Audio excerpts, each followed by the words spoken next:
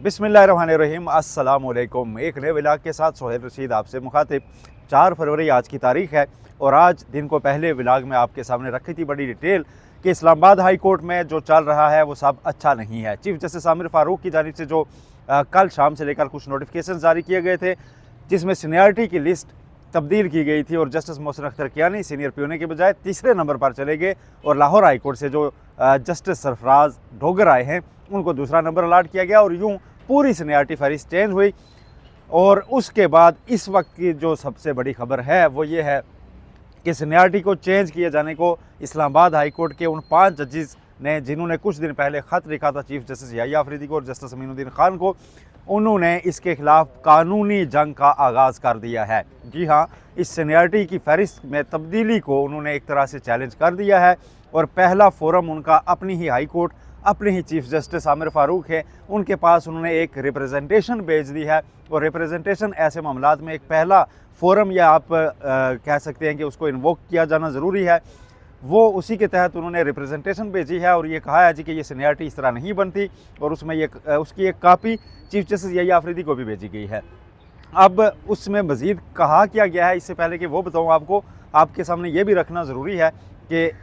इसका अमल क्या होगा, इसके बाद ये अहम क्यों है ये खबर जो मैं आपके सामने रख रहा हूँ। रिप्रेजेंटेशन फ़ाइल होने का मतलब यह है कि अब चीफ जस्टिस आमिर फ़ारूक को इसका जवाब देना पड़ेगा, एक फ़ैसले की सूरत में, एक रीज़निंग की सूरत में डिटेल वजूहात रिकॉर्ड करना होंगी कि जी ये वजूहात हैं जिनकी बिना पर मैंने सीनियरिटी की फहरिस्त चेंज की। आइन ये कहता है, कानून ये कहता है, उसकी प्रोविजंस ये हैं और फिर माजी में कब कब ऐसा हुआ और उसके तहत सीनियरिटी लिस्ट कहाँ कहाँ मुल्क में चेंज हुई, ये सारी रीज़निंग देकर एक वजूहात पर मबनी एक ऑर्डर जारी करना होगा। फिर वो ऑर्डर चैलेंज हो सकेगा। फ़र्ज़ किया इनकी ये रिप्रेजेंटेशन मुस्तरद हो जाती है और कहा जाता है जी कि नहीं वो सीनियरिटी की फहरिस्त वही है, वो ऑर्डर चैलेंज हो सकेगा, ओपन कोर्ट में जा सकेगा मामला और यूं एक बड़ी कानूनी जंग की तरफ ये मामला बढ़ेगा और सुप्रीम कोर्ट के आईनी बेंच के सामने अल्टीमेटली ये सारा सिलसिला लैंड कर सकता है। अब आते हैं इसके मतन के ऊपर, जो अभी तक ज़राए से सामने आया है कि इसमें कहा क्या गया है। इसमें कहा यह गया है जी कि जजेस ने जो अपने ख़त में मौक़िफ़ अपनाया था उसी को एक तरह से दोहराया है सीनियरिटी की हद तक। 5 जजेस जिनमें जस्टिस मोहसिन अख्तर कियानी शामिल हैं, जस्टिस तारिक महमूद जहांगीरी शामिल हैं, जस्टिस समर रफ़त इम्तियाज़ शामिल हैं, जस्टिस सरदार एजाज़ इसाक खान शामिल हैं। इन सब ने कहा यह है इस ख़त में, इस रिप्रेजेंटेशन में, सॉरी ये ख़त नहीं है,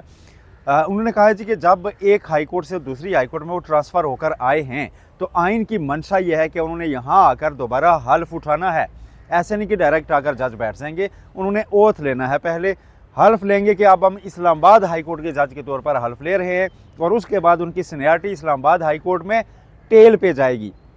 आखिर से काउंट होगी। ऐसा नहीं कि वो कैरी करके यहाँ आ जाएं, लिहाजा उनका पहले हल्फ होना ज़रूरी है।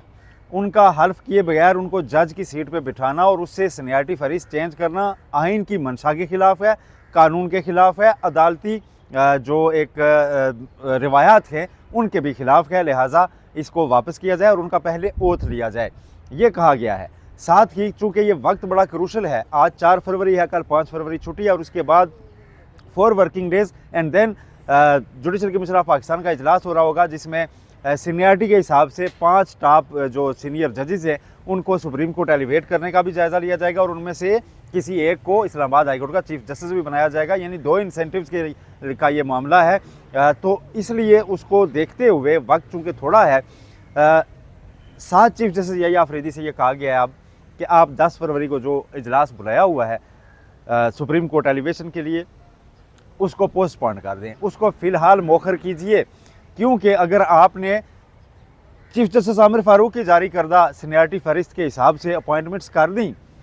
तो जो बंदे मुतासर हुए हैं, जो टॉप 5 से ही निकल गए इस्लामाबाद हाई कोर्ट के, एक जज तो कम अज़ कम निकल गए और फिर सीनियर प्यूने की पोस्ट से भी एक हट गए, चीफ जस्टिस की स्लॉट के लिए भी एक माइनस हो गए और सुप्रीम कोर्ट एलिवेशन के लिए भी एक जज माइनस हो गए, दौड़ से बाहर हो गए, तो फिर उनका कोई अजाला नहीं हो सकेगा। एलिवेशन हो चुकी होंगी, लिहाजा पहले इन एलिवेशन को रोक लें, पहले हमारी इस रिप्रेजेंटेशन को जो है एड्रेस करें, इसका जवाब दीजिए ताकि स्मूथली चीज़ें आगे बढ़ें और किसी के साथ कोई नाइंसाफ़ी ना हो। अब ज़राए ये दावा कर रहे हैं कि जो 2 जजेस जिन्होंने उस दिन ख़त पे साइन नहीं किए थे,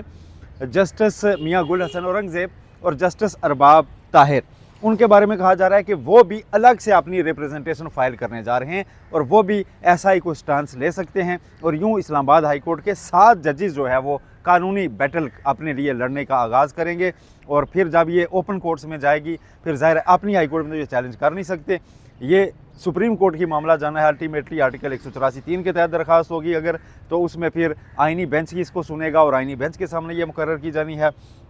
गुज़श्ता रोज़ जब चीफ जस्टिस याहिया अफरीदी से हमारी मुलाकात हुई थी तो उन्होंने ये कहा था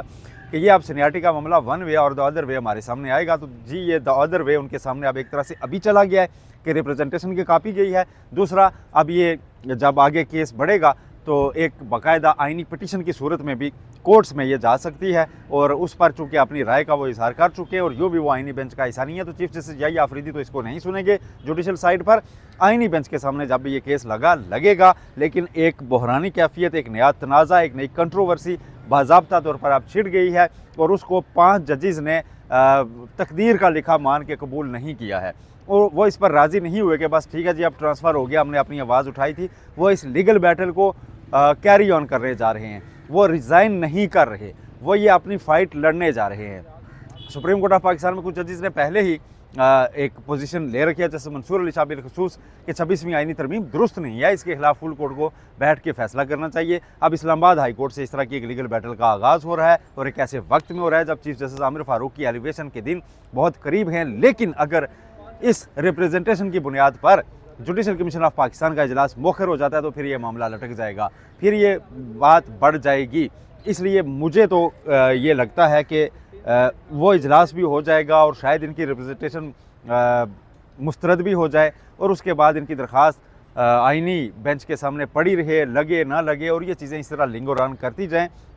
लेकिन अपने हिस्से की, अपनी जगह की लड़ाई जो है वो जजेस ज़रूर लड़ने जा रहे हैं। अब उन्होंने अपने इरादे बिल्कुल वाजे कर दिए हैं और ये रिप्रेजेंटेशन फ़ाइल कर दी गई है। ये तो जजेस की आज तक है जी। अडेला जेल में आज फिर इमरान खान से मुलाकातें थी और मुलाकातों से पहले आपके इल्म है कि गुज़श्ता रोज़ उनकी जानिब से ख़त लिखा गया या ख़त लिखने का दावा किया गया। आज सिक्योरिटीज़ राय के हवाले से एक ख़बर सामने आई कि ऐसा कोई ख़त मौसूल नहीं हुआ वहाँ पर और साथ ये भी सिक्योरिटीज़ राय की जानिब से जो सामने चीज़ आई, रिपोर्ट हुई, उसमें यह कहा गया है कि ना तो ऐसा ख़त हमें मौसूल हुआ, ना हमें ऐसा ख़त पढ़ने की ज़रूरत है, ना हमें पढ़ने की फुर्सत है, ना हमारी रत्ती बराबर उसमें कोई दिलचस्पी है और ये आउट ऑफ फ्रस्ट्रेशन एक और ड्रामा था जो नाकाम हो रहा है। और इस सारे मामले में एड पे ये लिखा हुआ है कि अगर कोई सियासी बात करनी है तो सियासी जमातों से कीजिए, हुकूमत से कीजिए, हमारी तरफ मत आइए।